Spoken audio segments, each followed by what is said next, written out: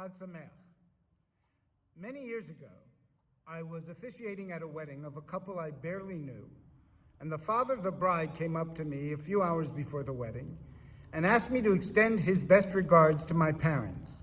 He explained that his mother had been a friend of my parents when we lived in Harrisburg, and that he wanted to make sure that they knew that he was thinking of them. Having a little time before the wedding and needing to call my parents for another issue anyway, I called them and I extended the regards. My father explained to me that the woman to whom the father of the bride was referring, his mother, was the person who had given my family an easy chair that my father used to watch TV in all the time. This had a special poignancy for me because as a small child, I'd climb into my father's lap and I'd fall asleep on his lap, and then he'd carry me up and put me to bed.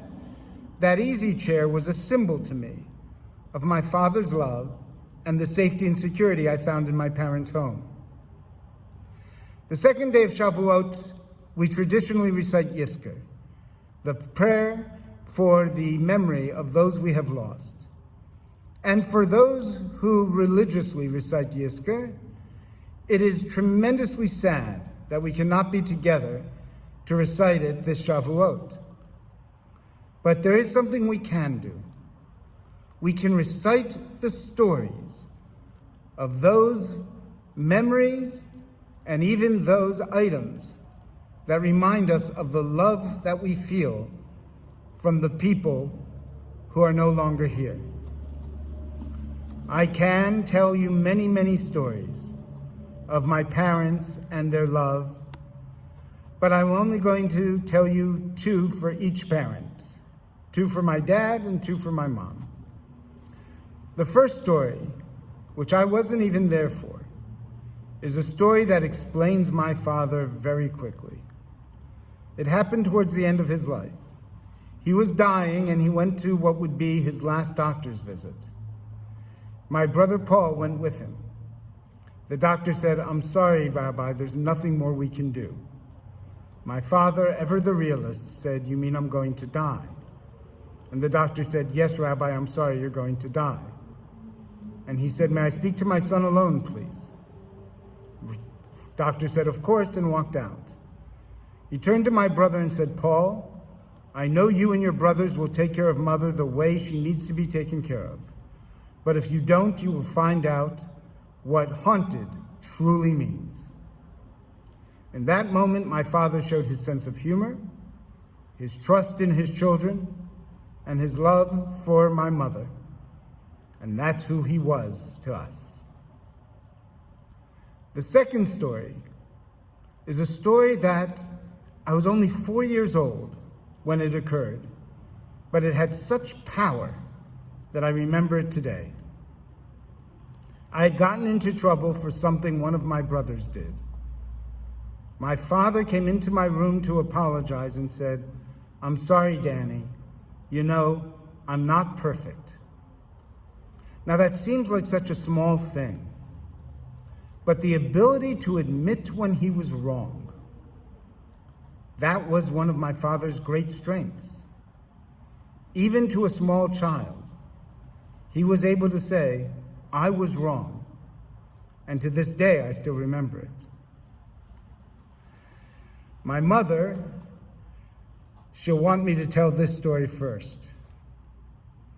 I was in Camp Ramah, and I had just met a dear friend. Didn't know she was a dear friend yet, but she would become one of my dearest friends. And I showed her a picture of my parents, and she said, "Is that your father's second wife?" I was rather stunned, and I said, "No, of course not. Why do you ask?" Because, "Well, she's much too young to be a mother of someone your age."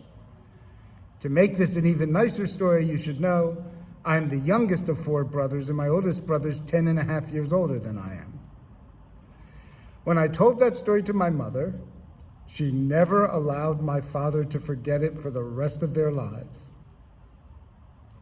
But there was a more serious side to my mother.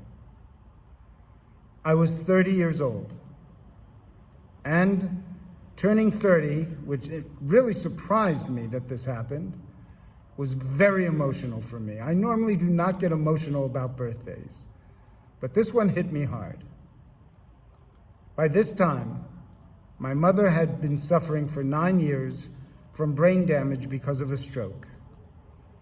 But the strong, independent, and wise woman that she was peeked through the haze that was in her brain most of the time, saw that I was upset, looked at me and just went, "Danny, 30, young." That's all I needed to hear. We all have stories that remind us of the people that we love, stories that make us smile, maybe even stories that make us cry. This Shavuot, share your stories with someone.